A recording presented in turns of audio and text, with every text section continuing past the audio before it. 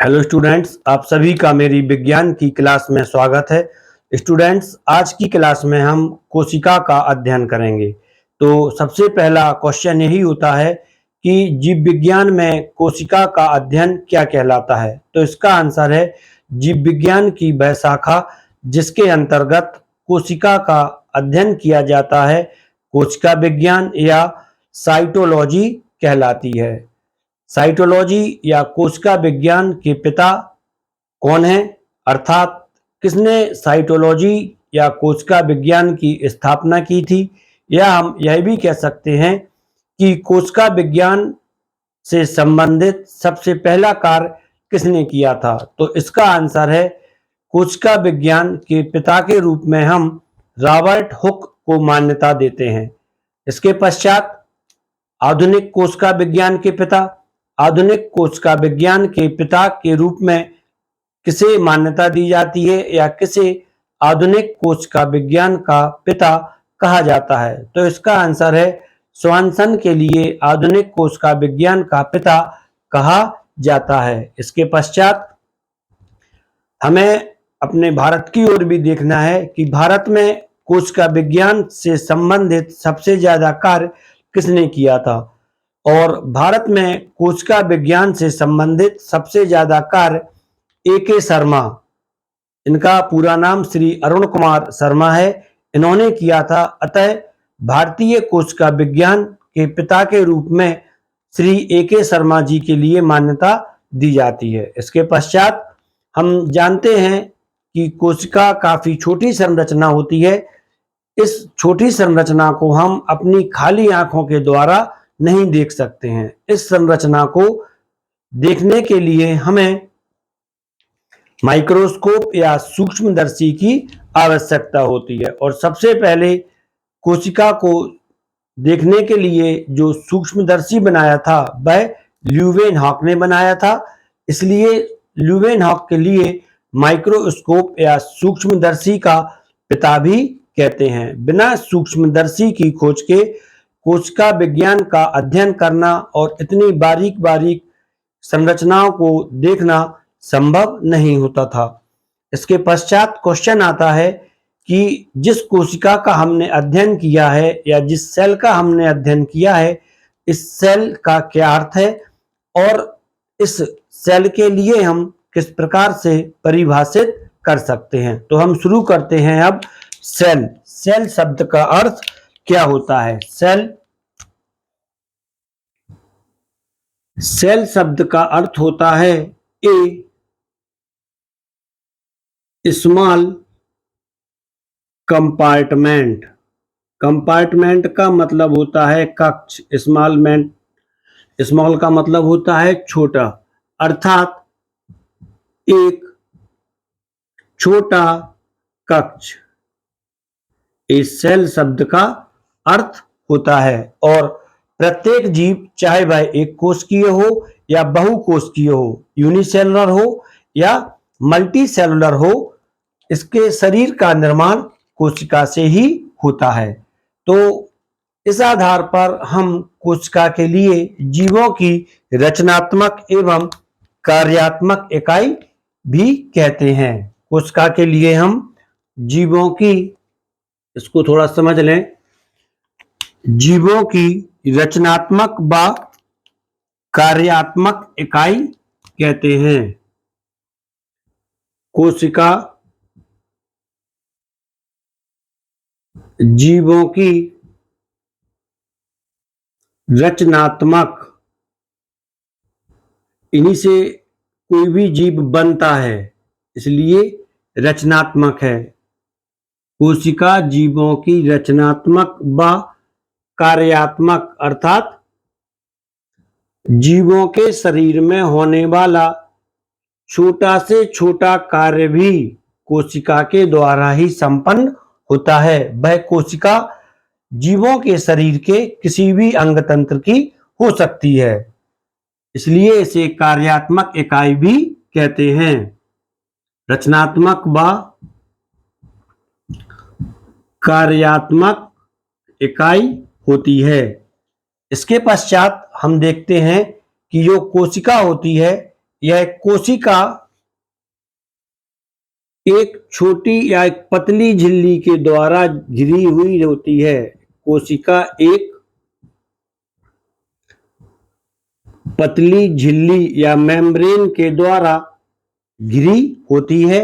इसे हम permeable membrane या अवकालीय पारगम्य कला भी कहते हैं। अवकालीय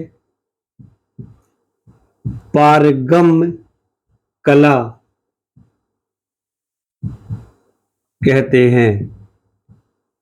इसके अलावा कोशिका में एक और महत्वपूर्ण गुण भी होता है कि कोशिका को जनन करने में सक्षम होना चाहिए। जनन से अर्थ होता है अपने जैसे प्रतिरूप उत्पन्न करने की क्षमता।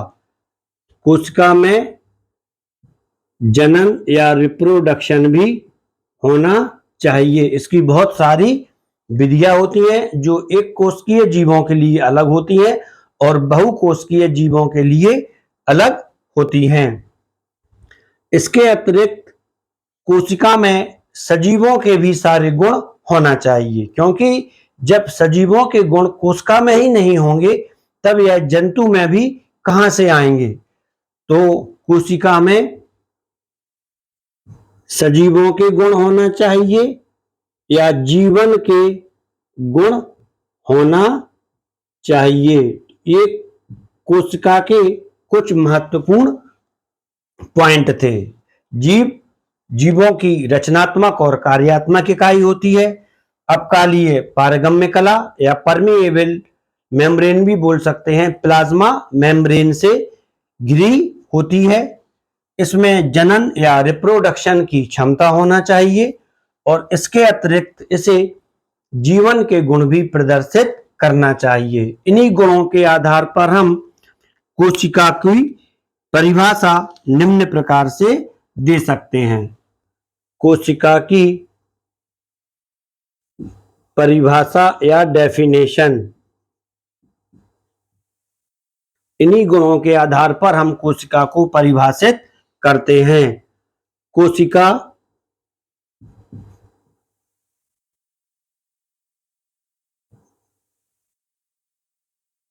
जीवों की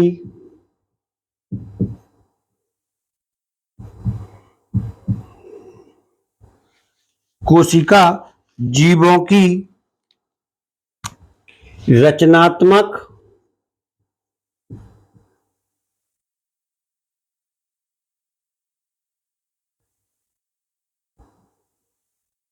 व कार्यात्मक फंक्शनल रचनात्मक व कार्यात्मक इकाई होती है।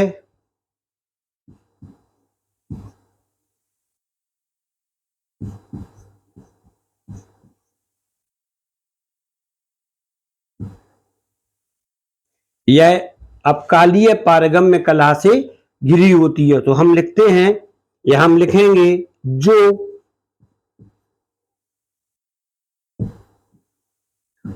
अपकालीय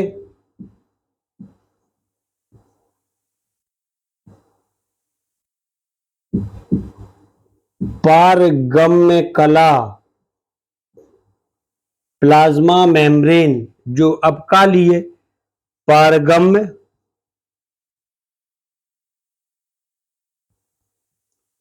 कला से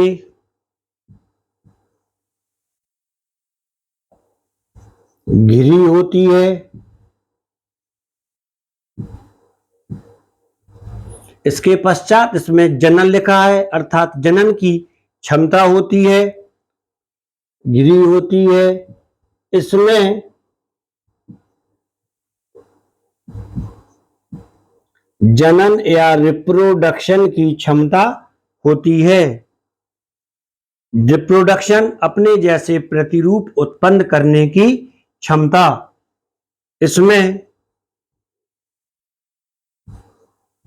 जनन की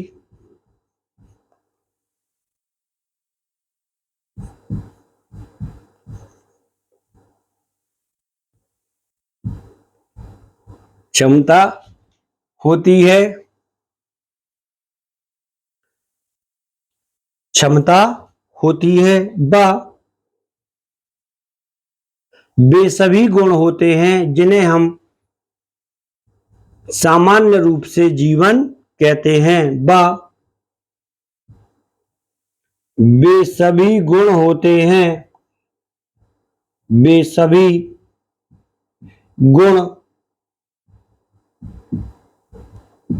होते हैं जिन्हें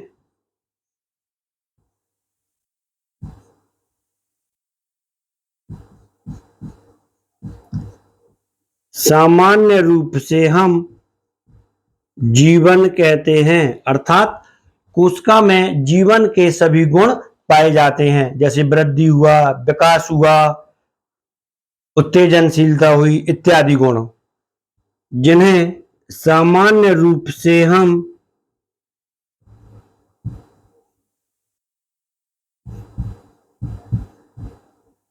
जीवन कहते हैं।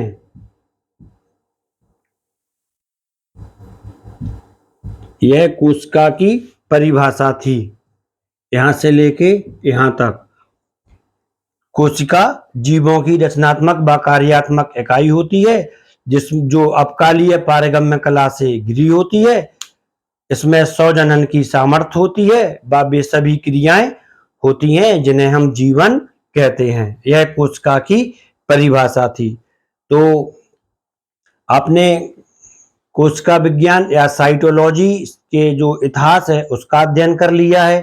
कोशिका की परिभाषा किस प्रकार से देना है और किस आधार पर देना है, इसका भी अध्ययन कर लिया है। इसके पश्चात इसमें एक दो महत्वपूर्ण फैक्ट या तथ्य और भी हैं, हम उसका भी अध्ययन करेंगे।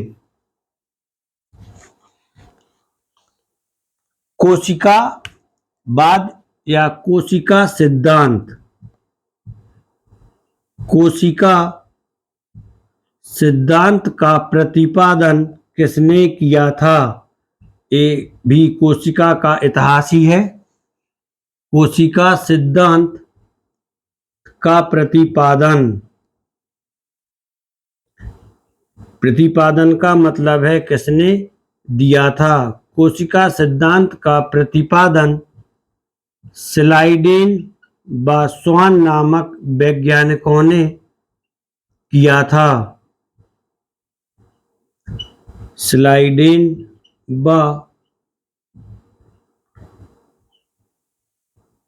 व स्वान नामक वैज्ञानिकों ने किया था। इसके बारे में अध्ययन हम बाद में करेंगे। कोशिका सिद्धांत क्या है? कोशिका सिद्धांत के कुछ अपवाद भी थे, और कोशिका सिद्धांत के जो अपवाद हैं वो प्रमुख अपवाद हैं।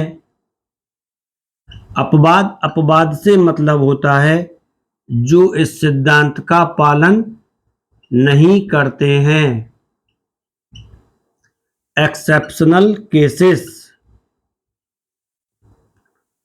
कोशिका सिद्धांत के जो अपवाद हैं उसमें विषाणु या वायरस,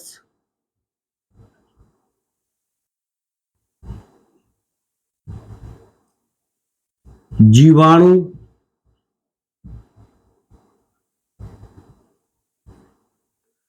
या बैक्टीरिया,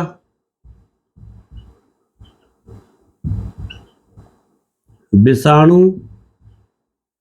वायरस, राइजोपस भी कोशिका सिद्धांत का अपवाद है, जो कि एक कवक है। एक कोशिका सिद्धांत के प्रमुख अपवाद थे।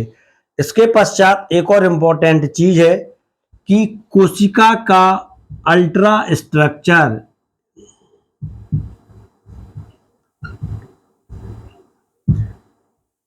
या परासंरचना किसने दी थी या किसने खोजी थी? कोशिका का अल्ट्रा स्ट्रक्चर है, या इसको हम कोशिका की परासंरचना ही लिख दे रहे हैं। परासंरचना से मतलब है अल्ट्रा स्ट्रक्चर, अर्थात कोशिका किन चीजों से मिलकर बनी होती है। इसमें क्या क्या पाया जाता है? ये सब कोशिका की परासंरचना या अल्ट्रा स्ट्रक्चर कहलाता है। कोशिका की परासंरचना या अल्ट्रा स्ट्रक्चर का अध्ययन सबसे पहले क्लाउडे और पैलेड, जिन्होंने राइबोसोम की खोज की थी, इन्होंने की थी। क्लाउडे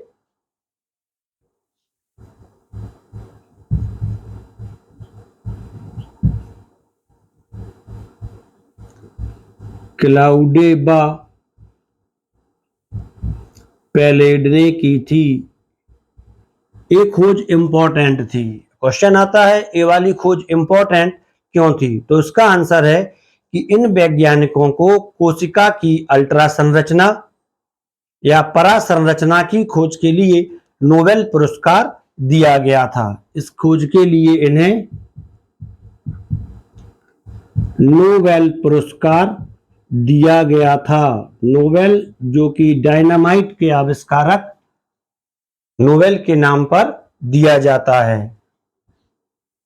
नोबेल पुरस्कार दिया गया था। इस पुरस्कार की राशि क्रोलर में होती है, जो कि स्वीडन की मुद्रा है। जहां तक मुझे याद है स्वीडन की मुद्रा क्रोलर ही है। तो नोबेल पुरस्कार की राशि भी क्रोलर में होती है। यह कोशिका की सामान्य जो इतिहास था उसका भी अध्ययन मैं आपको करा चुका हूं। इसमें से कई क्वेश्चन भी पूछे जाते हैं कि कोशिका सिद्धांत का प्रतिपादन किसने किया था, कोशिका सिद्धांत के अपवाद क्या हैं, ये सारे क्वेश्चन भी इंपॉर्टेंट हैं। इसके पश्चात कोशिका की माप। इस जिस कोशिका का हम अध्ययन कर रहे हैं, इस कोशिका का साइज कितना है, माप कितना है, और इसका आकार। आकार का मतलब होता है शेप, इसका शेप कैसा है। तो अब हम कोशिका की माप व आकार का अध्ययन करेंगे। ये सारे पॉइंट इंपॉर्टेंट हैं। आपको यदि कॉन्सेप्ट क्लियर करना है तो हर एक पॉइंट पर आपको ध्यान देना होगा। सिर्फ इंपॉर्टेंट है, ये वाला एग्जाम में आएगा, ये वाला एग्जाम में नहीं आएगा, इस तरह से स्टडी क्वेश्चन बेस्ड स्टडी कहलाती है और ये इतनी ज़्यादा सक्सेस नहीं होती है। कई बार इसमें स्टूडेंट धोखा भी खा जाते हैं। कोशिका की माप, तो जो सामान्यतः कोशिका की माप या एक सामान्य माप 0.5 माइक्रोन से, कोशिका की सामान्य माप 0.5 माइक्रोन से 20 माइक्रोन तक होती है। यदि आपसे क्वेश्चन पूछा जाता है कोशिका का आकार कितना होता है, तो आप इसको लिख दें माइक्रोन में। 0.5 माइक्रोन से 20 माइक्रोन तक इसका आकार नहीं, इसकी माप या साइज होती है। इसके बाद कोशिका का आकार। जो कोशिका का आकार है सब जगह अलग अलग होता है। यह कोशिकाएं वृत्ताकार भी हो सकती हैं, अंडाकार भी हो सकती हैं, बेलनाकार भी हो सकती हैं, पंचभुजीय भी हो सकती हैं, षटभुजीय भी हो सकती हैं, आयताकार भी हो सकती हैं, एक रॉड के आकार की भी हो सकती हैं। कोशिकाएं इनमें से किसी भी आकार की हो सकती हैं। जैसे जैसे कोशिकाओं पर प्रेशर पड़ता है, वृद्धि होती है, दाब पड़ता है, कोशिकाओं का आकार भी बदलता रहता है और बदल जाता है। इसके पश्चात क्वेश्चन आता है, क्या सभी कोशिकाओं का माप इसी रेंज में आता है या सारी कोशिकाएं इसी आकार में होती हैं?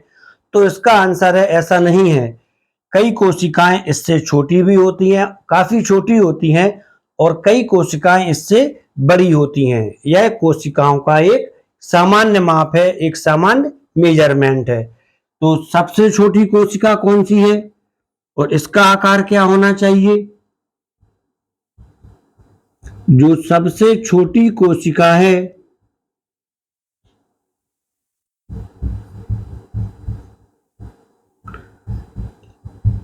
सबसे छोटी कोशिका पीपीएलओ कहलाती है। कई बार इसका पूरा नाम भी पूछा गया है। सबसे छोटी कोशिका कौन सी होती है? पीपीएलओ। इसका नाम होता है pleuro pneumonia like organism. Pleuro pneumonia like organism, यह इसका नाम होता है। और इस कोशिका के अंतर्गत माइक्रोप्लाज्मा कोशिकाएं आती हैं। ये आती हैं, जो कोशिकाएं इसके अंतर्गत आती हैं, माइक्रोप्लाज्मा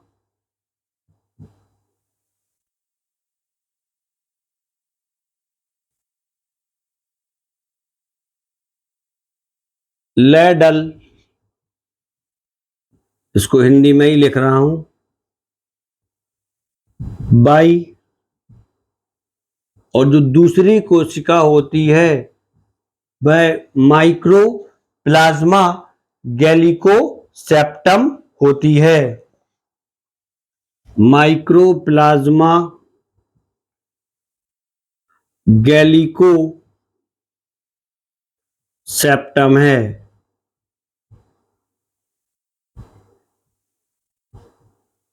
यदि आपसे क्वेश्चन पूछा जाता है सबसे छोटी कोशिका कौन सी है, तब आप इसमें से किसी का भी नाम लिख दें, वो आंसर आपका सही माना जाएगा। अब इनका आकार कितना होता है? इनका आकार या जो व्यास होता है, इस तरह से इनका व्यास 0.1 माइक्रोन से 0.3 माइक्रोन तक होता है। ये सबसे छोटी कोशिका थी, तो अब सबसे बड़ी कोशिका कौन सी है और इसका आकार क्या है? सबसे बड़ी कोशिका, सबसे बड़ी कोशिका, सबसे बड़ी कोशिका शुतुरमुर्ग का अंडा होता है, ऑस्ट्रिच एग। शुतुरमुर्ग का अंडा या ऑस्ट्रिच एग होता है। इसका जो व्यास होता है ऑस्ट्रिच एग का, यह 135 mm से 170 mm तक होता है। यह सबसे छोटी और सबसे बड़ी कोशिकाएं थीं। इसके पश्चात अब हमारा जो अगला पॉइंट है वह है कि कोशिकाएं कितने प्रकार की होती हैं, क्योंकि अभी तक हमने कोशिका की परिभाषा, कोशिकाओं की आकृति, आकार, सबसे छोटी और सबसे बड़ी कोशिका का अध्ययन कर लिया है। तो अब हम कोशिकाएं कितने प्रकार की होती हैं इसका भी अध्ययन करेंगे। कोशिकाएं अपने विकास के आधार पर, विकास का मतलब है इनमें कौन कौन सी चीजें पाई जाती हैं और कौन सी चीजें नहीं पाई जाती हैं। विकास के आधार पर दो प्रकार की होती हैं। कोशिकाओं के प्रकार,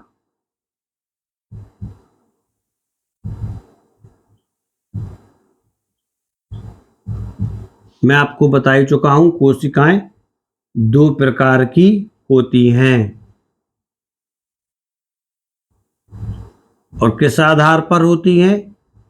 विकास के आधार पर, या हम इनको संरचना के आधार पर भी बोल सकते हैं। ये जो दो प्रकार होते हैं कोशिकाओं के, यह प्रोकैरियोटिक है, प्रोकैरियोटिक सेल या प्रोकैरियोटिक कोशिका, और जो दूसरी सेल होती है वह होती है यूकैरियोटिक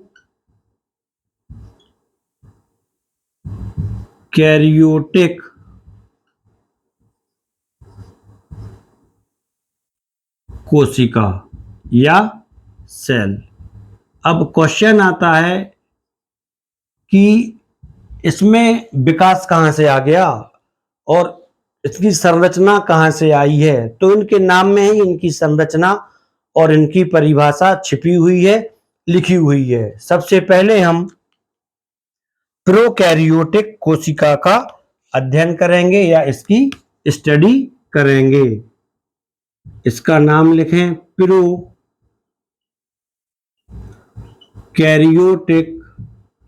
सेल या प्रोकैरियोटिक कोशिका, इसको आप हिंदी में भी लिख सकते हैं। तो यहां पर आपको ध्यान देना है, जहां पर भी प्रो शब्द आता है तो प्रो का मतलब होता है पहले का। प्रो मीन्स बिफोर या प्रिमिटिव। प्रिमिटिव मतलब जो काफी पहले का हो, विकास में जो पहले आया हो, वह कहलाता है प्रो।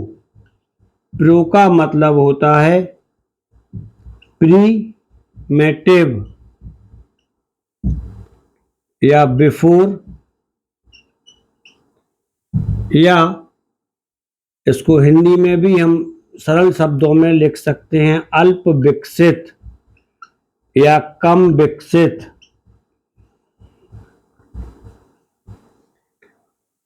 दूसरा नाम है कैरियोटिक। कैरियोटिक का मतलब होता है न्यूक्लियस या केंद्रक, अर्थात वे कोशिकाएं जिनमें अल्प विकसित केंद्रक पाया जाता है प्रोकैरियोटिक कोशिकाएं कहलाती हैं। तो मैंने आपको पहले ही बताया था कि इनकी परिभाषा इनके नाम में ही छिपी हुई है, जिसे हम आसानी से लिख सकते हैं। वे कोशिकाएं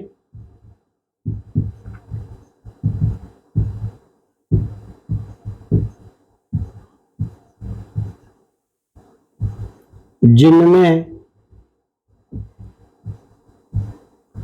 अल्प विकसित केंद्रक पाया जाता है। आप जितना ज्यादा लिखेंगे, लिखने की हैबिट बनाएंगे, आपको उतना ही ज्यादा फायदा रहेगा। आपको कॉन्सेप्ट याद होता जाएगा, एग्जाम में लिखने की आपकी प्रैक्टिस भी होती जाएगी। जिनमें अल्प विकसित केंद्रक पाया जाता है,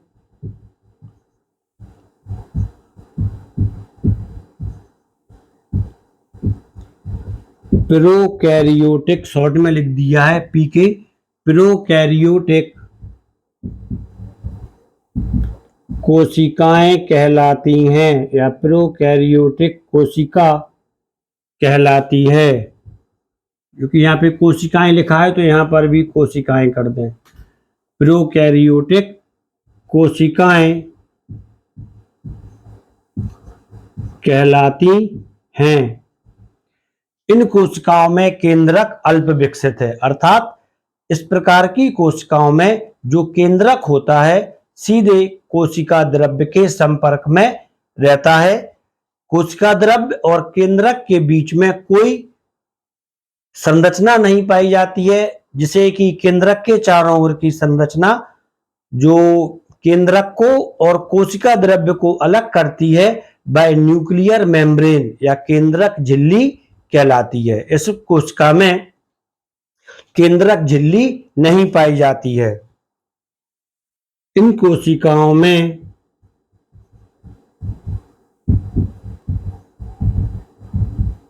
इसको यही हमें लिखना है,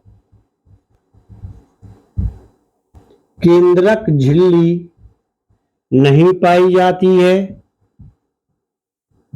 या न्यूक्लियर मेम्ब्रेन नहीं पाई जाती है।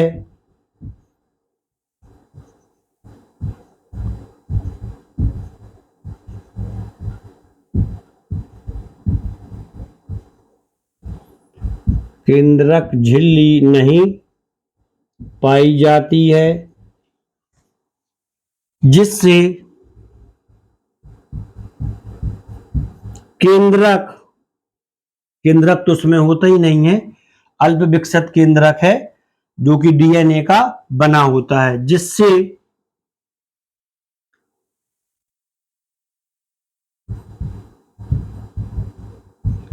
केंद्रक, इसका मतलब है डीएनए, आरएनए, जो कि केंद्रक अल्प विकसित है, डीएनए आरएनए का बना हुआ है। डीएनए आरएनए की संरचनाओं के लिए हम अल्प विकसित केंद्रक मान लेते हैं, जिससे केंद्रक सीधे कोशिका द्रव्य के संपर्क में रहता है।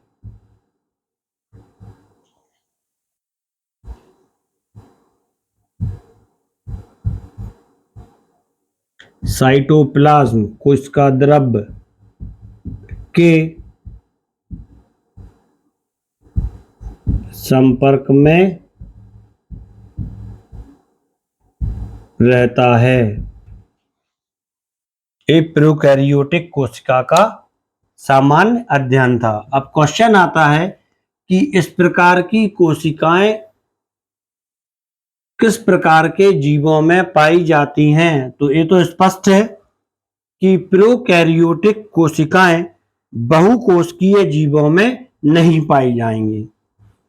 प्रोकैरियोटिक कोशिकाएं एक कोशिकीय जीवों में पाई जाती हैं। इस प्रकार, इसके बाद यहां से लिखना है, इस प्रकार की कोशिकाएं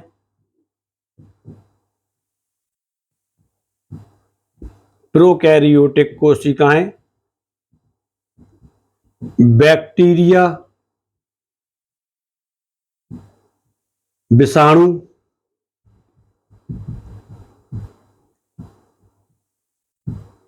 जीवाणु, वायरस, ब्लू ग्रीन एल्गी, नील हरित शैवाल में पाई जाती हैं। एल्गी में पाई जाती हैं। ये एक कोशिकीय जीव हैं। यूकैरियोटिक कोशिका भी एक कोशिकीय जीवों में पाई जाएगी। यहाँ पे थोड़ा मिसपॉइंट हो गया था, इसमें पाई जाएंगी, लेकिन ये भी एक कोशिकीय जीव है। तो इसको हम इस तरह से भी बोल सकते हैं कि एक कोशिकीय जीवों का निर्माण प्रोकैरियोटिक कोशिका से भी होता है और यूकैरियोटिक कोशिका से भी होता है। इसकी भी हम स्टडी अभी यूकैरियोटिक कोशिका में करेंगे। पाई जाती है। इसके पश्चात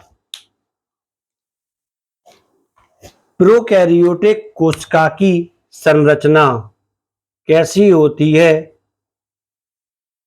इसका अध्ययन करेंगे। प्रोकैरियोटिक कोशिका की संरचना या स्ट्रक्चर का अध्ययन करेंगे। प्रोकैरियोटिक कोशिका की उत्पत्ति सबसे पहले आदि सागर के जल में कोइसरवेट से हुई थी। ये आपको मैं बता चुका हूं। जीवन की उत्पत्ति ओपेरिन का सिद्धांत है, वहां पे ये सब दिया गया है, आप इसकी स्टडी वहां पर कर सकते हैं। इसकी जो संरचना होती है, एक टिपिकल प्रोकैरियोटिक कोशिका में सबसे बाहर की ओर कैप्सूल का आवरण होता है, जो इसे प्रतिकूल वातावरण से बचाता है। इसका चाहे हम एक लाइन बना दें या इसको हम इस तरह से भी बना सकते हैं, दो स्तर के रूप में भी इसको हम बना सकते हैं। यहाँ पर हम इसको एक ही स्तर के रूप में या एक ही लाइन के रूप में बना रहे हैं। कैप्सूल के नीचे इसकी सेल वॉल या कोशिका भित्ति होती है। क्वेश्चन आता है कि प्रोकैरियोटिक कोशिका की कोशिका भित्ति या सेल वॉल किस चीज की बनी होती है? तो इसका आंसर है इसकी सेल वॉल पेप्टिडो ग्लाइकोन की बनी होती है। पेप्टिडो ग्लाइकोन की बनी होती है, इंपॉर्टेंट चीज है। इसकी कोशिका भित्ति पेप्टिडो ग्लाइकोन की बनी होती है। और इस स्तर के नीचे एक ही एक लाइन में बना रहा हूं, सेल मेम्ब्रेन, जिसे कि हम प्लाज्मा मेम्ब्रेन भी कहते हैं, उपस्थित होती है। यह सेल मेम्ब्रेन है या प्लाज्मा मेम्ब्रेन है। इसके अंदर साइटोप्लाज्मिक मैट्रिक्स भरा होता है। साइटोप्लाज्मिक मैट्रिक्स भरा होता है। और इस साइटोप्लाज्मिक मैट्रिक्स में जो कुछ संरचनाएं ना के बराबर संरचनाएं होती हैं, इसमें बची खुची संरचनाएं होती हैं, इसमें वो संरचनाएं इसी साइटोप्लाज्मिक मैट्रिक्स में पाई जाती हैं। जैसे थोड़ा सा इसमें ये प्रोटीन होता है,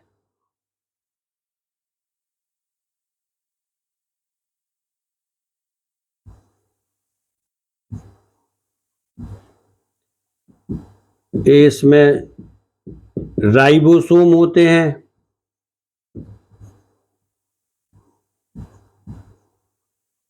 ये इसमें राइबोसोम होते हैं जो कि 70S टाइप के होते हैं।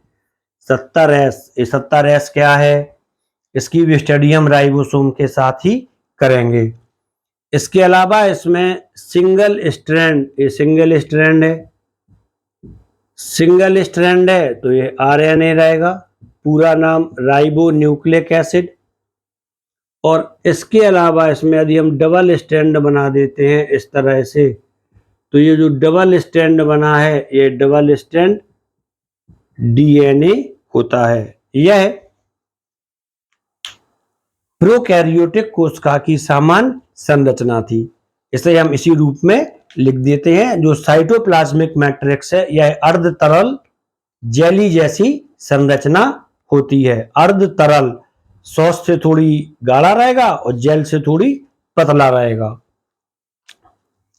इसके पश्चात इसमें जो इंपॉर्टेंट पॉइंट होते हैं कि प्रोकैरियोटिक कोशिका है, इसमें प्लास्टिड तो कुछ है नहीं, क्लोरोप्लास्ट इसमें है नहीं, तो क्या इसमें प्रकाश संश्लेषण होगा या नहीं होगा? आपको सोचना है प्रोकैरियोटिक कोशिका में प्रकाश संश्लेषण होगा या नहीं होगा, क्या इसमें श्वसन होगा या इसमें श्वसन नहीं होगा? तो इन दोनों का आंसर है कि प्रोकैरियोटिक कोशिका में प्रकाश संश्लेषण भी होता है और श्वसन भी होता है। इनमें जो प्रकाश संश्लेषण होता है वह इनमें पाए जाने वाले अल्प विकसित लेस डेवलप्ड फ्लोटिंग क्लोरोफिल, जिसे कि थाइलाक्वाइड कहते हैं। क्लोरोफिल की संरचना में थाइलाक्वाइड अलग होता है, ग्रेनियम अलग होता है, उसकी स्टडी हम बाद में करेंगे। यहां पर हम क्या मान रहे हैं, इनमें क्या है, फ्लोटिंग क्लोरोफिल, जिसे कि थाइलाक्वाइड कहते हैं, इसी पर प्रकाश संश्लेषण होता है। और श्वसन यूकैरियोटिक कोशिकाओं में माइटोकॉन्ड्रिया में होता है, लेकिन इसमें माइटोकॉन्ड्रिया नहीं है। तो प्रोकैरियोटिक कोशिका में जो श्वसन होता है वह श्वसन प्लाज्मा मेम्ब्रेन में होता है। इसको हम हिंदी में लिख लें, थाइलाक्वाइड, और यह है प्लाज्मा मेम्ब्रेन।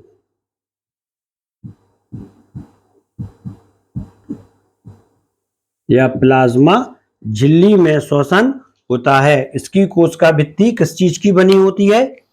पेप्टिडोग्लाइकॉन की बनी होती है। यह प्रोकैरियोटिक संरचना का पूरा अध्ययन हो गया है। इसके पश्चात हम यूकैरियोटिक कोशिका का भी अध्ययन करेंगे। यूकैरियोटिक कोशिका क्या है?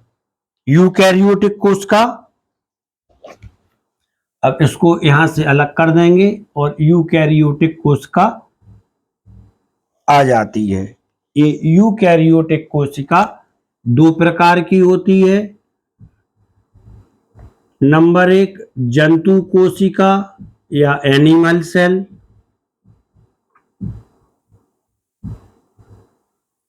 नंबर दूसरा है वनस्पति कोशिका या पादप सेल। जंतु कोशिका और वनस्पति कोशिका, ये दोनों सेल किस में जाती हैं? यूकैरियोटिक कोशिकाओं में। पुनः इसकी परिभाषा क्या है? तो जो इसकी परिभाषा यहीं पे आराम से समझा दे रहा हूं। इसका नाम लिख लें यूकैरियोटिक सेल। यहां पर जो यू होता है इसका नाम होता है, यू का मतलब होता है वेल डेवलप्ड या विकसित। वेल डेवलप्ड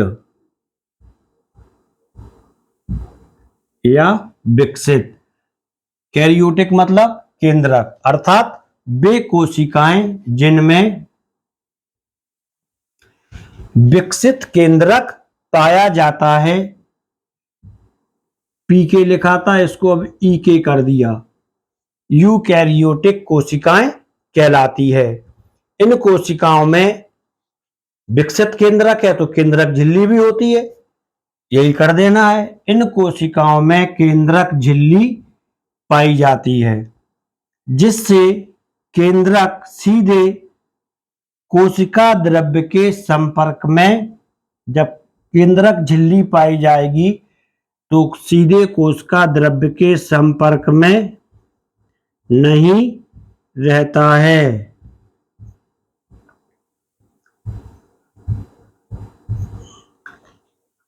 तो क्या यूकैरियोटिक कोशिकाओं में केंद्रक और कोशिका द्रव्य के बीच कोई संपर्क ही नहीं होता केंद्रक कला की उपस्थिति के कारण? ऐसा नहीं है।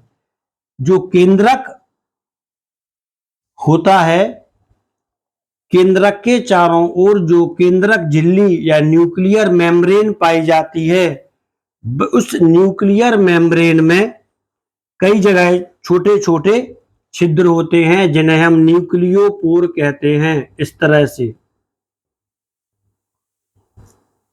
ये होते हैं न्यूक्लियोपोर या केंद्रक कला में पाए जाने वाले छिद्र।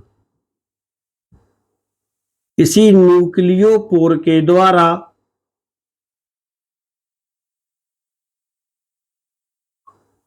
केंद्रक कोशिका द्रव्य के संपर्क में रहता है। यह है कोशिका, और कोशिका के अंदर जो द्रव्य भरा है, ये वाला द्रव्य होता है कोशिका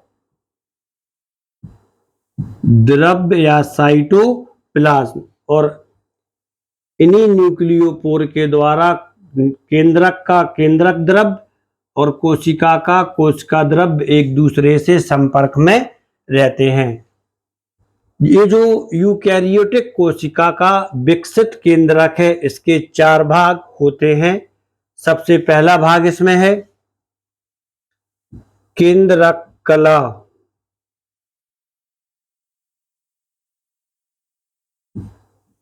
इसको यहां पे लिख लें, उसका द्रव्य के संपर्क में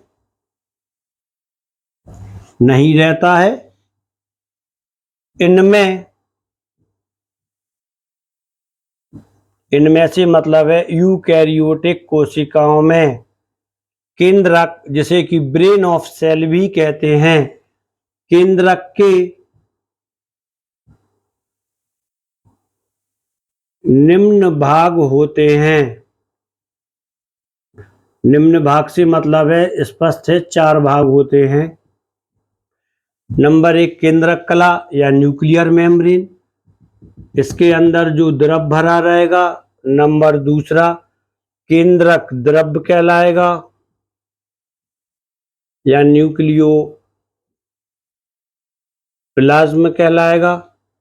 तीसरा इसमें होता है केंद्रिका या न्यूक्लियोलस,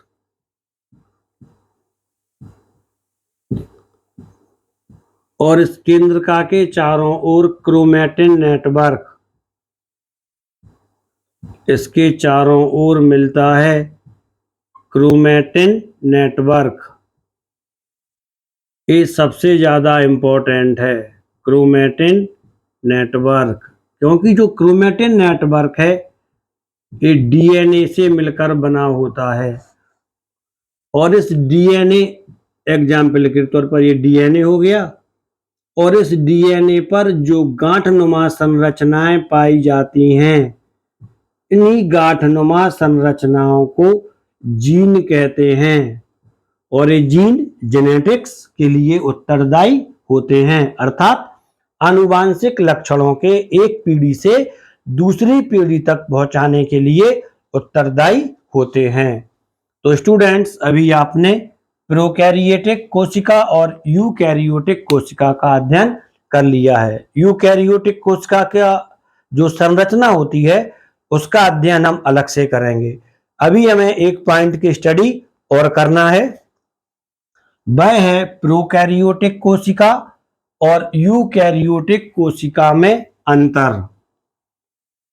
इसका अंतर वैसे तो आप आसानी से लिख लेंगे, लेकिन इस तरह का अंतर लिखने में कुछ मुझे सेटिस्फिकेशन दिखाई नहीं दे रहा है।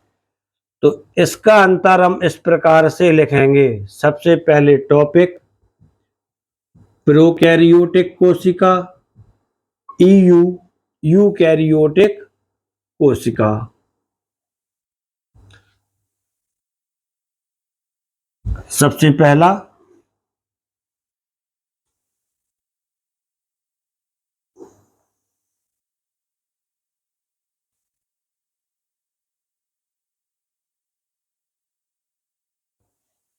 इसका जो पहला टॉपिक है, इसका पहला टॉपिक यही लिख लें आप, सेल वॉल। सेल वॉल या कोशिका भित्ति, इसको लिख लें सबसे पहले, सेल वॉल या कोशिका भित्ति।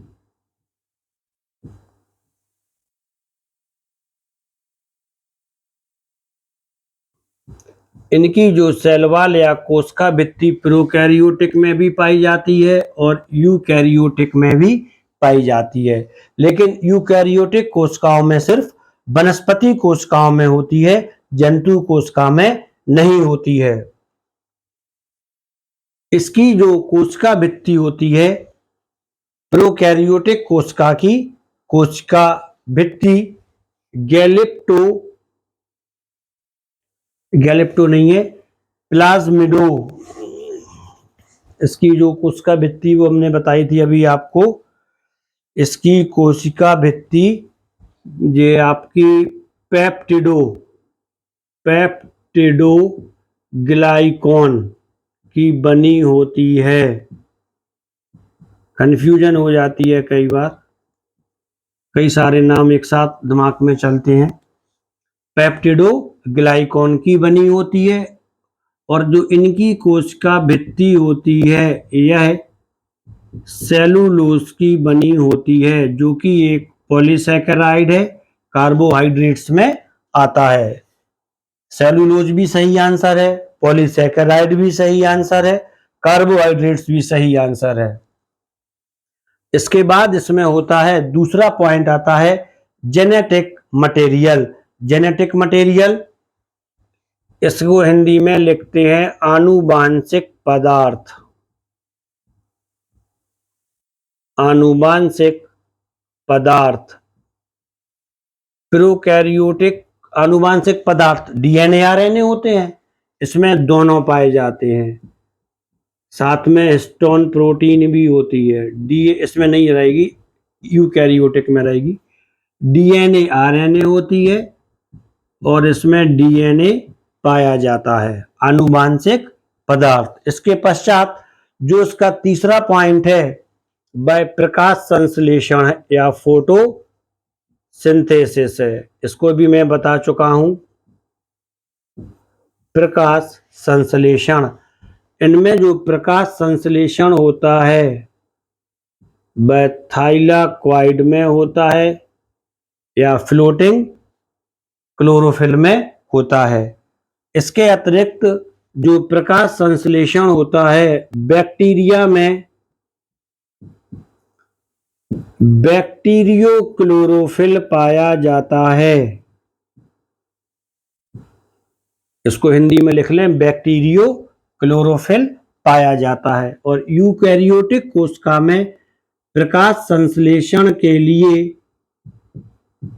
क्लोरोफिल होता है। इसी के कारण पौधे हरे रंग के होते हैं। दो प्रकार का होता है, क्लोरोफिल ए, क्लोरोफिल बी। इसके बाद जो इसका तीसरा पॉइंट है वह श्वसन या रेस्पिरेशन है। प्रोकैरियोटिक कोशिका में श्वसन प्लाज्मा झिल्ली में होता है।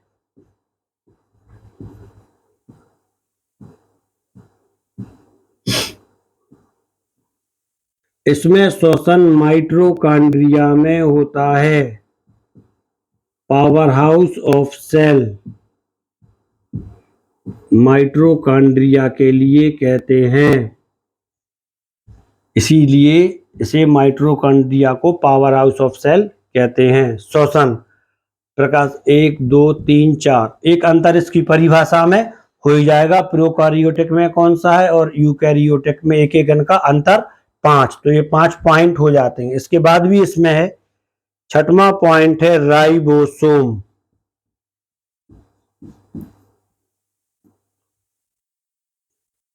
इसमें 70S राइबोसोम होता है और इसमें 80S राइबोसोम होता है। यहां पर S सेडिमेंटेशन कांस्टेंट होता है, इसकी स्टडी हम अलग से करेंगे। और इसके अलावा इसमें माइटोकॉन्ड्रिया, यहां पर इंग्लिश में ही लिख दिया है, आप हिंदी में लिख लें। गोल्गी बॉडी, इसको भी हिंदी में लिख लें,